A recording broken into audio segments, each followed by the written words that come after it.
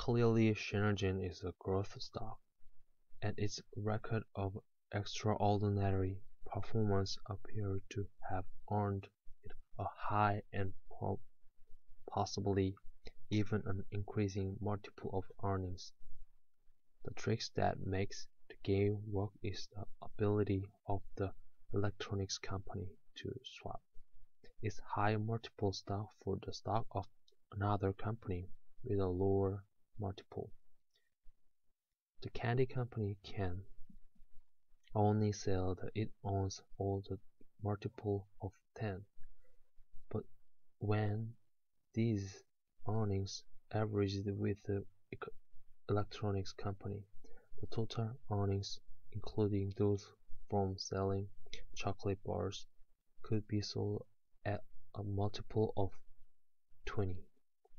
When the more acquisitions Shenzhen could make, the faster earnings per share would grow, and thus the more attractive the stock would look to justify its high multiple. The old thing is like a chain ladder. No one would get hurt as long as the growth of acquisition proceeds exponentially. Of course, the process could not continue for long, but the possibilities were mind-boggling for those who get in at the start. It seems difficult to believe that Wall Street professionals could be so myopic as to fall for the Conglomerate game, but accept it they did for a period of several years, or perhaps as subscribers to the castle in the air theory. They only believed that other people would fall for it. The story of Shenzhen describes the standard conglomerate earnings growth gambit. A lot of other monkey shines also are predicted. Convertible bonds or convertible preferred stocks often are used as a substitute for shares in paying for acquisitions. A convertible bond is a IOU of the company, paying a fixed interest rate that is convertible at the option of the holder into shares of the firm common stock, as long as the earnings of the newly acquired subsidiary are greater than the relatively low interest rate that was placed on the convertible bond. It was possible to show even more sharply rising earnings per share than those in the previous illustration. This is because no new common stock at all had to be issued to consummate the merger, and thus the combined earnings could be divided by a smaller number of shares. One company was truly creative in financing its acquisition program. It used a convertible preferred stocks that paid no cash dividends at all. Instead, the conversion rate of the security was to be adjusted annually to provide that the preferred stock be convertible into more common shares each year. The older pros on Wall Street shook their head in disbelief over this shenanigans. It is hard to believe the investors did not count the dilution Potential of the new common stock that would be issued if the bondholders or preferred stockholders were to convert their security into common stock. Indeed, as a result of such multiplications, corporations are now required to report their earnings on a fully diluted basis to account for the new common shares that must be set aside for potential conversions. But most investors in the mid-1960s ignored such incentives and were satisfied only to see steadily and rapidly rising earnings. Automatic spinkers corporations, late called ATO-INC, and later still, at arguing of its modest chief executive officer, Mr. Figge International offers a good example of how the game of manufacturing growth was actually played during the 1960s. Between 1963 and 1968, the company's sales volume rose by more than 1,040%. This phenomenal record was due solely to acquisitions. In the middle of 1967, 4 mergers were completed in the 25 days period. These nearly acquired companies were all selling at relatively low price earning multiples and thus helped to produce a sharp growth in earnings per share. The market responds to this growth by bidding up the price earnings multiple to more than 50 times earnings in 1967. This boosts the price of the company's stock from about $8 per share in 1963 to $73.58 in 1967. Mr. Figge, the president of the Automatic Sprinkler, performs the public relations job necessary to help Wall Street build its castle in the air. He automatically sprinkled his conversations with pessimistic praises about the energy of the free-form company and its interface with change in technology. He was careful to point out that he looked at 20 to 30 deals for each on his board. Wall Street loved every word of it. Mr. Figge was not alone in counting Wall Street. Managers of other conglomerates almost invested a new language in the proceeds of dazzling the investment community. They talked about the market matrix, core technology, fulcrums, modular building blocks, and the nuclear theory of growth. No one from Wall Street really knew what the words meant, but they all got the nice, warm feeling of being in the technological mainstream. Conglomerate managers also found a new way of describing the businesses they had bought. The shipbuilding businesses became marine systems. Zinc mining became the space mineral division. Steel fabrication plants became the materials technology divisions.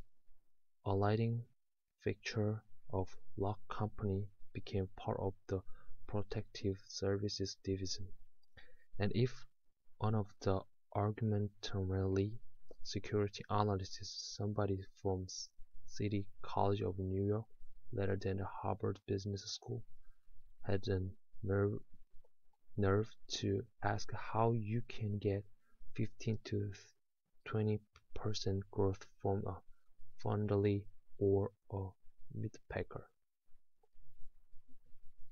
The typical conglomerate manager suggests that his efficiency expert had isolated millions of dollars of excess cost, that his marketing research staff had found several fresh, uninhibited markets, and that the target of the tripling profit margin could be easily realized within 2 years. Instead of going down with merge activity, the price-earning multiples of conglomerate stocks rose higher and higher. Prices and multiples for sections of conglomerates in 1967 are shown in the following table.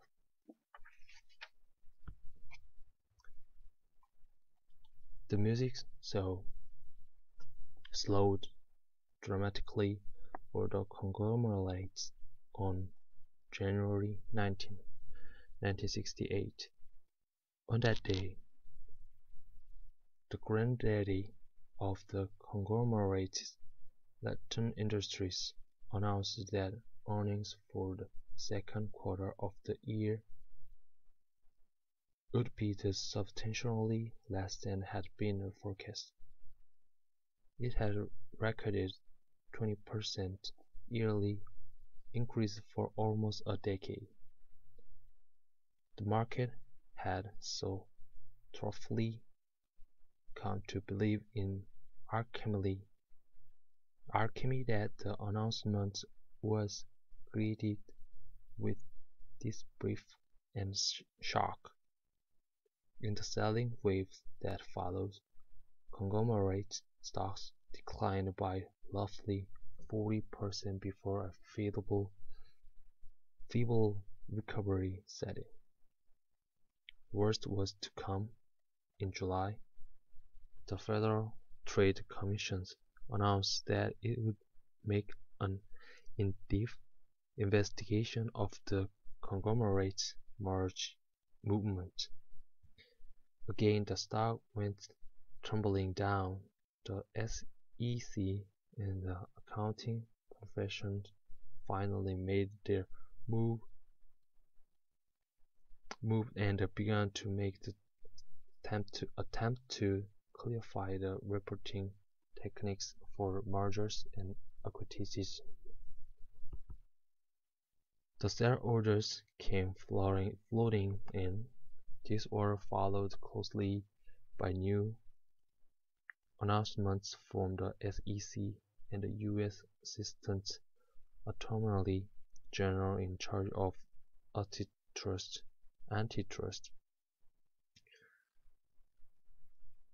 indicating a strong concern about the accelerating pace of the merger movement. The aftermath of this speculative pace revealed two distributing factors. First, conglomerates are mortal and were not always able to control their far-flooding empires. Indeed, investors became disenchanted with the conglomerate's new math. 2 plus 2 certainly did not equal 5, and some investors wondered whether it even equaled 4. Second, the government and the accounting professions expressed real concern about the pace of mergers and about the possible abuses. These two worries on the part of investors reduced, and in many cases eliminated the premium multiples that had been paid in anticipation of earnings from the acquisitions process alone.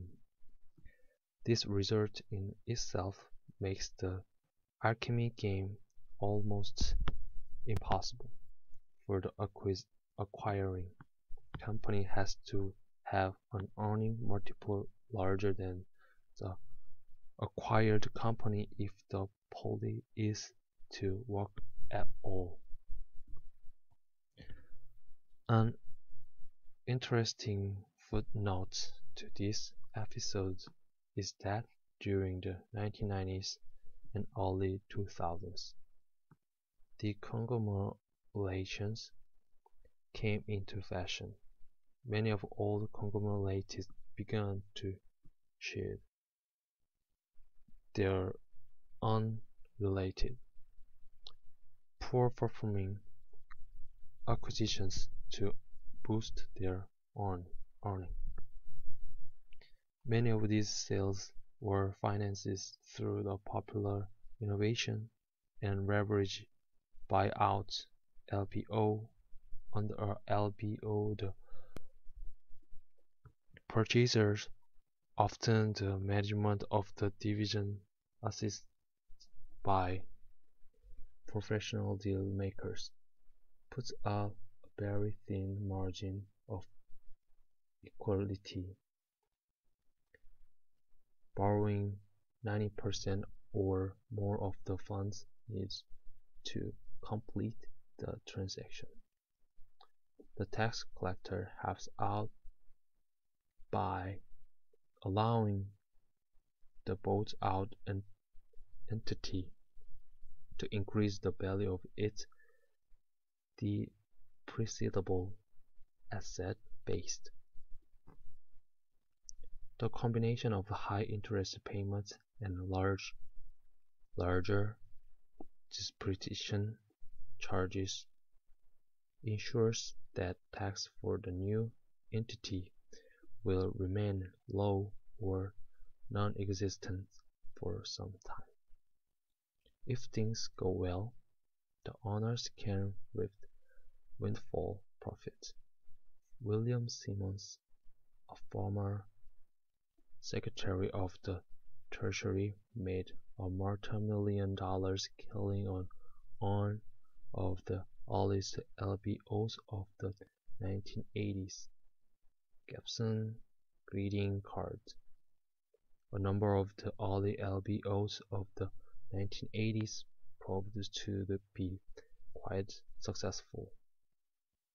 Later in the decade, however, as the LBO wave accelerated and the prices paid for the companies tended to increase as did their associated debt levels, fear of these transactions fulfilled expectations.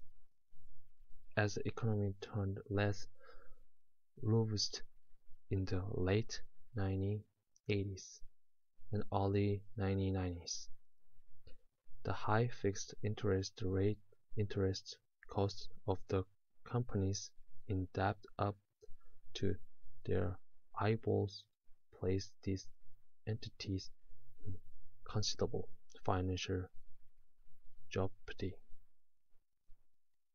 The financial fallout in the early 1990s from the explosion of some of the most poorly considered LBOs injured not only many individual investors but many banks and life insurance companies as well.